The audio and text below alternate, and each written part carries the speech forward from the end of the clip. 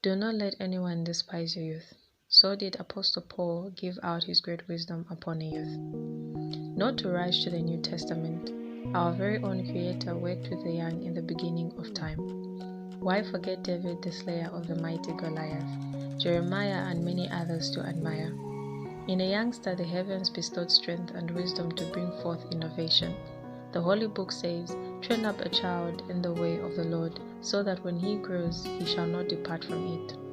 But I'm tempted to ask, to whom were these words addressed to? Or maybe Yavafe applicable to the old youngsters.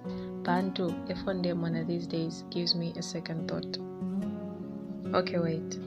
Awakulubatila, don't be quick to judge, and this I took time to think about. Choices. With modern interpretation, Batila everybody has a choice, and this hit a knock on my head.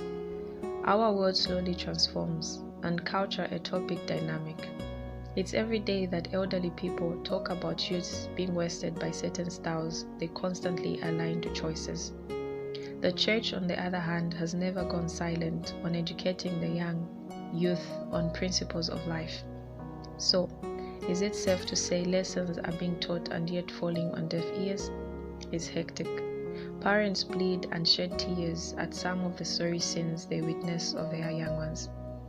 Fathers go to sleep only for them to be the ones opening the door for their wasted and drunk child. Mothers constantly nursing grandchildren that could have come a little on later had it been right decisions were made.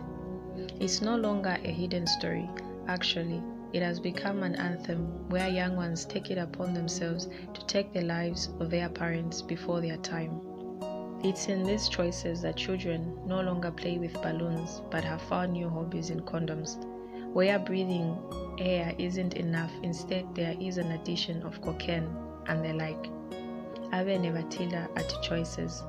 Guardians send their little ones into the world for greener pastures, only for them to harvest kids that embrace ifyamba, choices, so they say. Christ said, "He that has not sinned, let him be first to cast a stone." We aren't trying to cast stones, instead preventing the land from being stained. Choices. Just like a coin has two faces, so does a choice. Many of our mothers and fathers will use the proverb, "What a great man sees while seated, a young man will not even while standing." Instead, we call them old-fashioned. Myself, I call them books of wisdom. These people we call old-fashioned try to prevent in us the stains they painted on their lives. Today, manufacturing companies say boom and the debt is gone. Well, for them, not even baptism has wiped those memories. They are painted by some of the choices they made, and every day saddened by the cultures we embrace. For some of our friends, they indulge in sexual activities, and for whether sex before marriage is right or wrong, that is for each man's cross to bear before his maker. They say they make the choices and call the shots in their lives, and yet careless about how they try to score. We have ladies falling pregnant and aborting, all in the name of "I'm not ready to be a mother." Okay, fine, but that still makes them careless enough to get yet again pregnant. Apanomba chimonokunwamish. Today's choices has made our young generation so ignorant at how much they are crucifying the future.